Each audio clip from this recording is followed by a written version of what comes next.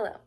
In this video, I will be talking about what a differentiated classroom looks like, the role of the teacher in a differentiated classroom, the role of the student, how you grade in a differentiated classroom, and how is differentiation and differentiation instruction fair.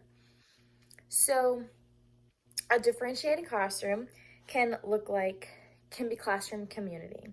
Everyone is welcome, and students welcome others. They're not rude. They're very, very welcoming. And the teacher is also welcoming.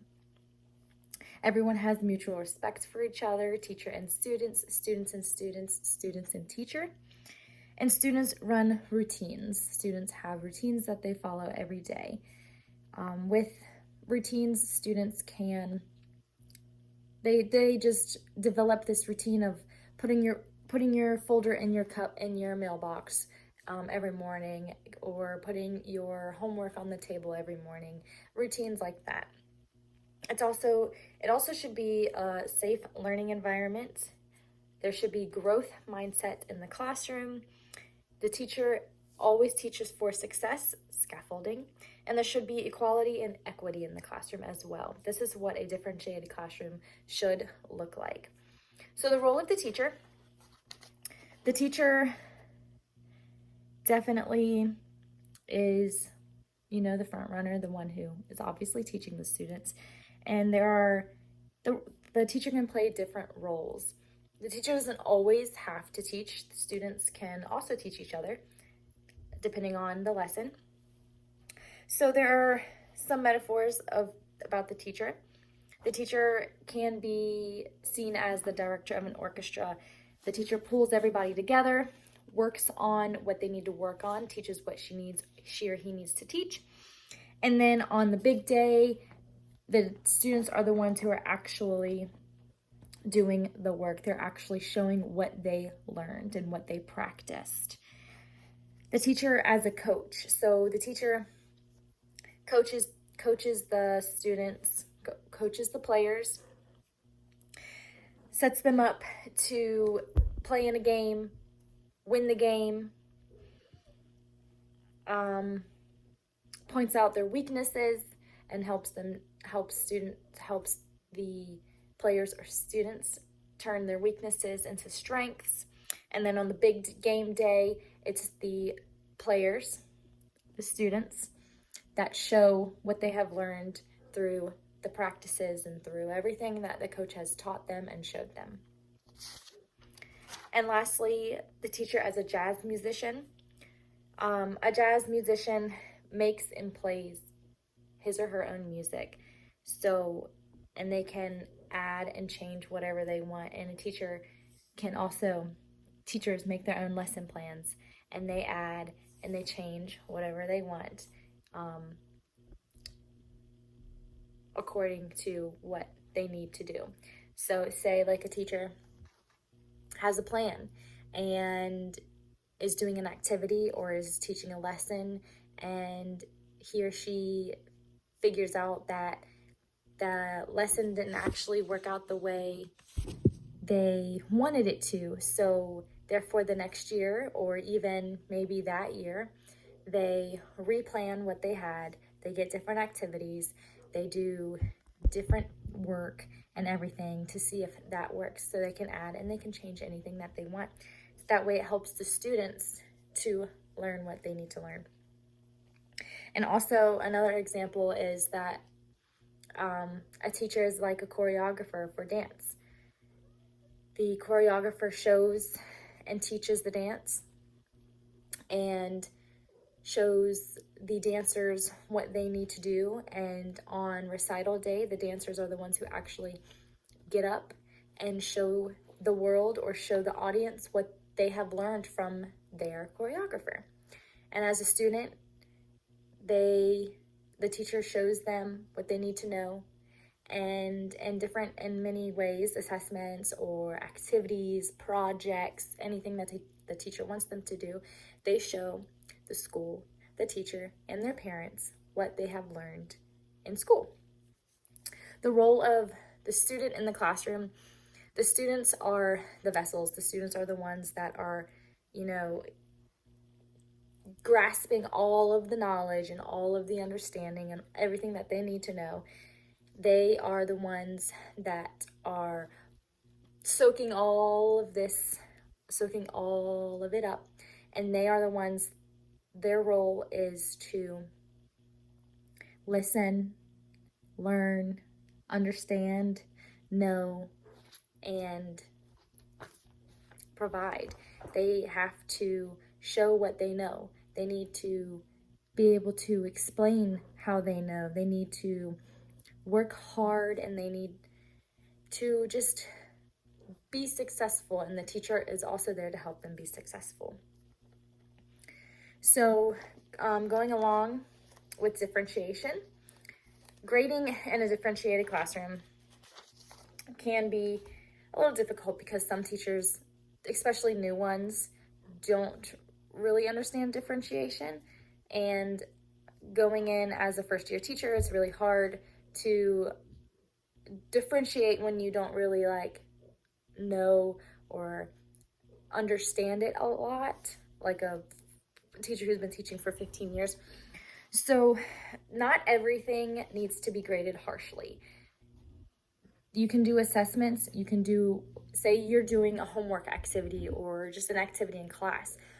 Those don't really need to be graded harshly. They just need to be looked over, see what the student is struggling with, and then let that student know that, show them the parts that they're struggling with, and come back to it and help them with their struggles. Grading should be based on clearly articulated learning goals that are known to students and aligned with instruction and with assessments. So that's where you do the CUDs and what the student needs to know, what they need to understand, and what they need to do. I think the big one is definitely not grading harshly. And along with grading in a differentiated classroom, you can split the activity or the assessment up. Make one, say it's out of 10 points. Do some questions 3 points, or do some questions 4 points, depending on, or you can split the whole thing up and do 10 points if the whole thing is worth 20 points. Say that the student does well with some multiple choice. Do 4 points in multiple choice, and then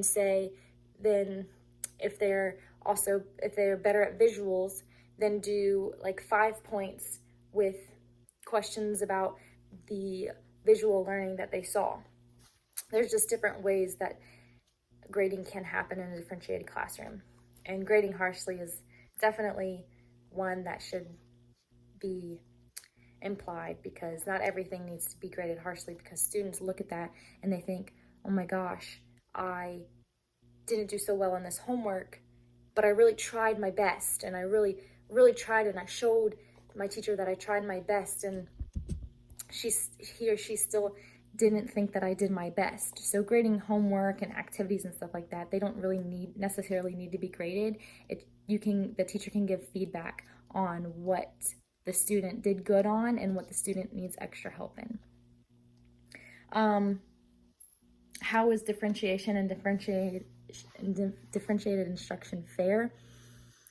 So this is a hard one, because there's a lot of students in the class that are they'll see another student doing something that they aren't doing. Say one student is good at listening to, in order for them to comprehend a story, they're better at listening to the story rather than reading it. So that student or those students go over and they listen to the story with headphones, but everyone else is reading the story. Those students may sometimes go home and say, Mom, Dad, some of my friends get to listen to the story with headphones, and I don't think that's fair. And then so the parent, contacts the teacher, and the teacher, explains why. And with the bigger things like grade changing within a whole school, a parent might contact a teacher and get a little rude about the situation, and what the teacher can do is hold a conference with the parent and with the principal or with the superintendent, so that it can be explained why some students get to be reassessed or get to have a pass on some assignments. It's because they need extra help. It's not that they're getting a pass on assignments, they're just getting the extra help, and they're getting the extra chances to do better. And by failing them, it's not really helping them in the school, because if they just keep failing and failing, then they think, I can't do it, I'm not going to be able to do it, I'm just going to fail. They have a negative mindset. But giving them the chances to pass and to do the homework right, or to pass the test, or to do anything, then that gives them positivity, and that gives them, it helps them be successful. And that's all that we want with any student, is that we want all students to be successful, no matter how many times it takes them to be successful. Because once they start passing things and start getting good grades, then they have a different mindset of, yes, I can do this, and I'm gonna do this, and I want to do this, and I want to be successful. So giving them that mindset helps them, and it helps the teachers, because it shows the teachers that they are doing good and that they are helping students be successful. So this is my video on what a differentiated classroom looks like, what the teacher does in a differentiated classroom, what the student does, how grading should work, and how it is fair to students who need differentiation, because they also need positivity, and they also want to be successful. So showing them that we are there to help them, and that we will help them in any way that we can, helps them to be successful. And we want all students to be successful. So thank you for watching. I hope you enjoyed. Thank you.